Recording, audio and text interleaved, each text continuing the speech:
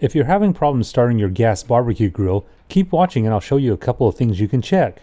It can definitely happen on older grills, but also on brand new ones as well. First thing to do is make sure the valve on the propane tank is open. And obviously, turn on the gas to the individual burners.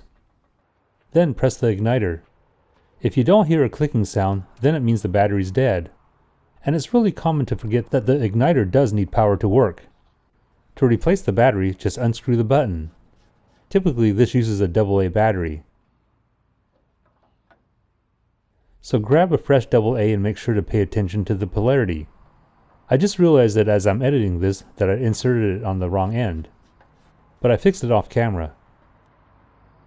Okay, I know my grill has a fresh battery and the gas is on.